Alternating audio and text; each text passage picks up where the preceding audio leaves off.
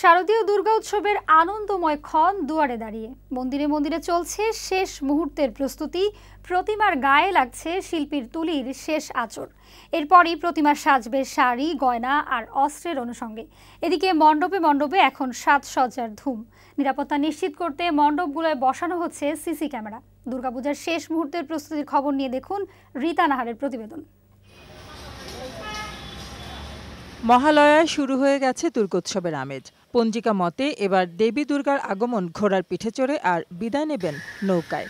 মায়ের এই 4 দিনের আগমনকে স্বাগত জানানোর প্রস্তুতিতে ব্যস্ত ভক্তরা।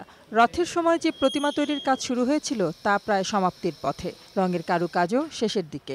বাকি আছে শাড়ি পরানো সহ অলঙ্করণ, 10 হাতের অস্ত্র ও সাজসজ্জার কাজ। সেই সাথে চলছে পূজার নানা উপাচার সংগ্রহ।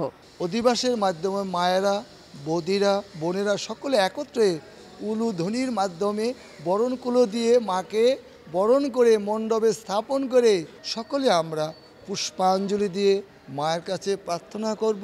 প্রতিমার সাজসজ্জা শেষ করতে এখনও চলছে বিকিকিনি। পছন্দের শাড়ি, গয়না, অস্ত্রসহ সাজসজ্জার অনুষঙ্গে প্রতিমাকে সাজাতে চলছে শেষ মুহূর্তের কেনাকাটা। রঙের কারুকাজ আর বর্ণিল সাজ শেষ হলেই চিরচেনা রূপে দেখা মিলবে দেবী দুর্গার।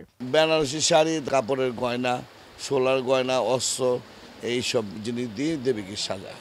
তারপর কালো পাটের চুল, তারপর ক্রেপ চুল, এই ধরনের ফেস পাউডার এইসব দিয়ে দেবীকে সুন্দর করে সাজায়। এদিকে দুর্গোৎসব শান্তিপূর্ণ ও নির্বিঘ্ন করতে রাজধানীর প্রতিটি পূজা মণ্ডপে নিশ্চিদ্র নিরাপত্তার ব্যবস্থা করেছে পুলিশ। রয়েছে সিসিটিভির নজরদারি। এবার রাজধানীর 234টি পূজা মণ্ডপে দুর্গাপূজার আয়োজন করা হয়েছে।